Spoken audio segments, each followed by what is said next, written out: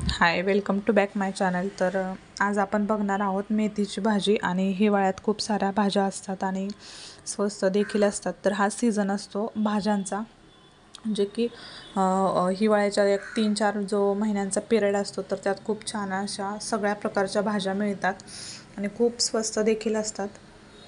तर आज आपण मेथीची भाजी बघणार आहोत. तर इथं मी स्वच्छ अशी निवडून घेतलेली आहे आणि चाळणीमध्ये स्वच्छ अशी धुवून घेत आहे, जेणेकरून धुतल्यानंतर ती पूर्णपणे चाळणीतून निथळून पाणी वगैरे त्याचं निघून जाईल. आणि सुकलेली जरी भाजी असेल तरी पण धुतल्यानंतर थोडीशी ती फुलते.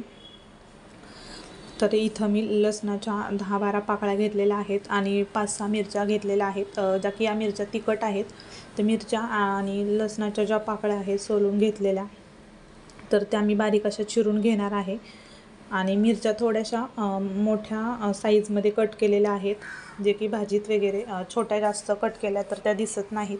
आणि वाटून देखील घालू शकतो आपण मिरची, पण इथं मी चिरूनच टाकते. आणि या काळ्या ज्या मिरच्या आहेत भाजीसाठी मी याच वापरते, कारण याने खूप छान अशी टेस्ट लागते भाजीची, ज्या की हिरव्या मिरच्या असतात पोपटी कलरमध्ये ज्या मिरच्या असतात तर त्यांना एक वेगळी चव असते. या काळपट ज्या मिरच्या असतात त्यांची चव एक वेगळीच असते आणि तिखट या असतात.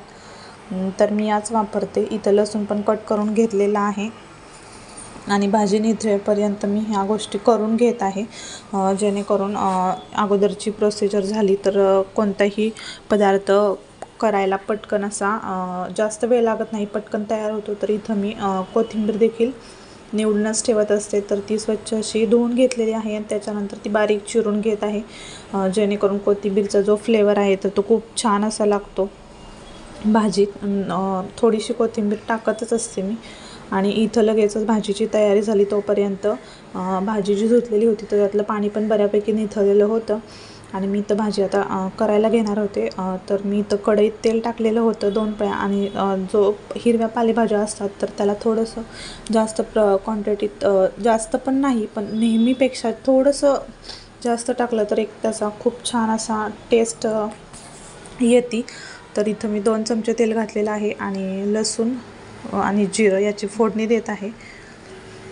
लसूण आणि जिऱ्याची फोडणी खूप छान अशी बसली की छान फ्लेवर लागतो भाजीमध्ये. त्याचा फ्लेवर जो आहे तो रिअलमधला उतरतो. जास्त काहीच घालत नाही, लसूण, मिरची, जिरं एवढंच पुरेसं असतं. आणि मुगाची डाळ घालून मी ही भाजी करत आहे. जर आवडत नसेल तर तुम्ही मुगाची डाळ न घालता देखील भाजी करू शकता, तशी पण छान लागते. तर इथं आता सवय लागलेली आहे मुगाची डाळ टाकायची. तर विदाऊट डाळीची सुद्धा खूप छान अशी भाजी लागते, जी की गावाला भरपूर प्रमाणात बिना डाळ टाकताच केली जाते. तर इथं मी लसूण भाजून घेतल्यानंतर ज्या मिरच्या कट केलेल्या आहेत तर ते देखील टाकलेल्या आहेत. आणि कोथिंबीर आहे तर ती पण मी तेलातच परतवून घेणार आहे, जेणेकरून त्याचा जो फ्लेवर आहे तो तेलामध्ये उतरेल आणि पूर्ण भाजीला व्यवस्थित असा लागेल. तर त्यासाठी आणि कोणत्याही भाजीत मी हळद चिमूटभर टाकत असते, तर इथं पण हळद चिमूटभर टाकून घेणार आहे. आणि इथं लसूण आणि जी ओलं खोबरं आहे, वाळकं जे खोबरं आहे तर त्याची मी पेस्ट केलेली आहे, तर ती थोडीशी टाकलेली आहे. ऑप्शनल आहे, नसेल टाकायची तरी नाही टाकली तरी पण चालेल, कारण असं पण भाजीमध्ये लसूण हा टाकलेलाच आहे.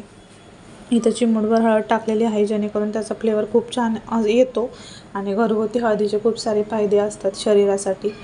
तर त्याचा कलर पण बघू शकता, एकदम लालसर न होता पिवळसर एकदम हलका कलर झालेला आहे, कारण ही घरची हळद आहे त्यासाठी. आणि पूर्ण भाजीतलं पाणी निथळल्यानंतर ना भाजी देखील मी टाकलेली आहे. भाजीचं एक वैशिष्ट्य असतं, जे की भाजी दिसताना खूप दिसते पण करून झाल्यानंतर खूप कमी अशी होते.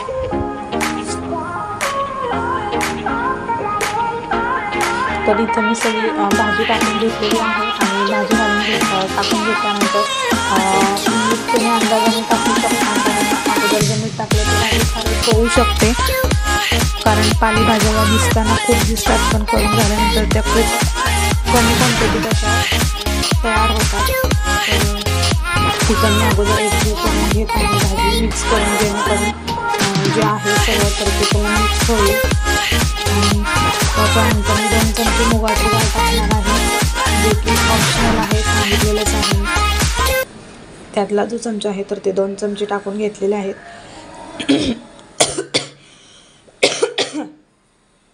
आणि त्याच्यानंतर मीठ तुम्हाला अगोदर टाकायचं असेल तर थोडंसं कमी क्वांटिटीत टाका, जास्त क्वांटिटी टाकू नका. नंतर टाकायचं असेल तरी अंदाज येतोच आपल्याला. इथं मी मीठ देखील चवीनुसार टाकून घेतलेलं आहे. आणि ही पूर्ण भाजी मिक्स केल्यानंतर त्याला मिठाचं पाणी वगैरे सुटतं, त्यामुळे ती अजून कमी कमी होत जाते. आणि इथं मी मिक्स करून घेत आहे, जी की शिजल्यानंतर याच्या अर्धीच तयार होणार आहे. तर मिठाचं वगैरे पाणी सुटल्यानंतर एक 10-15 मिनटं त्या मिठाच्या पाण्यात शिजून निघते. आणि त्याच्यानंतर 10-15 मिनटांनी ही अशी भाजी झालेली होती, म्हणजे की थोडंसं पाणी यात बाकी होतं अजून. आणि नंतरचे जे 5 मिनटं आहेत तर त्या 5 मिनटांनी ऑलमोस्ट भाजी तयार झालेली होती. आणि मेथीच्या भाजीसोबतच बाजरीची भाकरी खूप छान असं कॉम्बिनेशन असतं. तर इथं माझी फायनली भाजी तयार झालेली आहे, बघू शकता. खूप छान असा काळपट कलर आलेला आहे आणि अगोदर जेवढी होती त्याच्या निम्मीच तयार झालेली आहे. तर खूप छान अशी बाजरीच्या भाकरीसोबत लागते. गरमागरम बाजरीची भाकरी आणि मेथीची भाजी खूप छान असं कॉम्बिनेशन असतं किंवा लागतं पण ते.